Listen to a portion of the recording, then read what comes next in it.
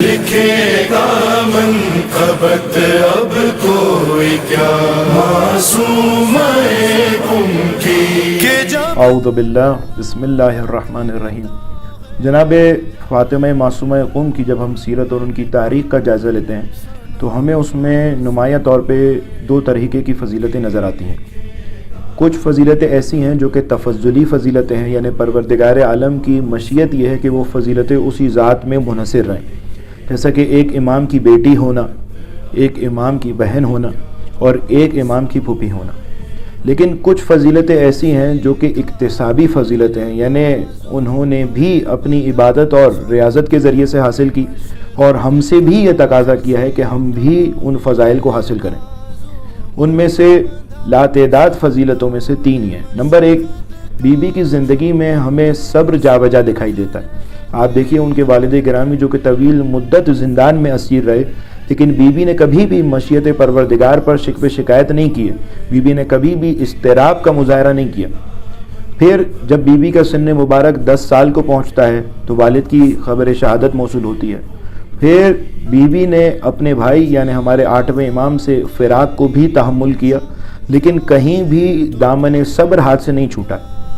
دوسری فضیلت جو بی بی کی دکھائی دیتی ہے وہ بی بی کی زندگی میں عبادت کا پہلو نمایاں دکھائی دیتا ہے، اس حد تک کہ بی بی نے تقریباً قم میں جو 17 یا 18 دن جو قیام کیا ہے تو اپنی عبادت سے اتنا لوگوں کو گرویدہ کیا کہ قم مقدسہ بنا دیا، اور وہ بیت، وہ گھر جو کہ موسیٰ ابن خزرج کا گھر تھا، بی بی نے اس گھر کو اپنی عبادت کے ذریعے سے بیت نور بنا دیا۔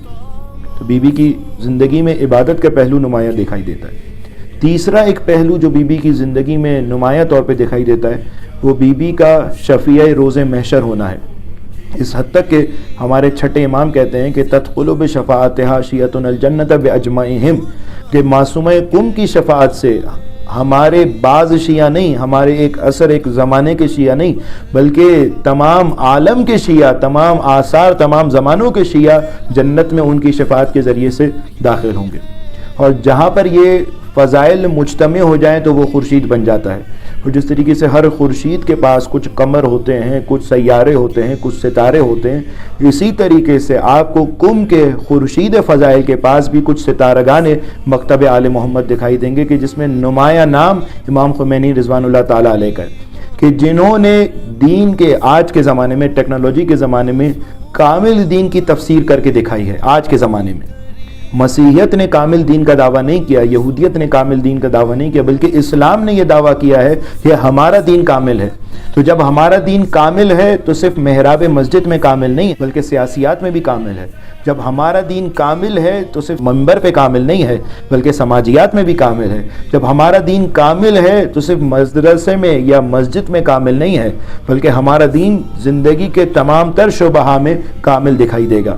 اور یہی ایک نمایاں خوبی اور نمایاں عظمت امام خمینی رضوان اللہ تعالیٰ علیہ کی دکھائی دیتی ہے۔ پروردگار عالم سے دعا گو ہیں کہ ہمیں محمد و آل محمد کی تعلیمات پہ عمل پیرا ہونے کی سعادت نصیب فرمائے۔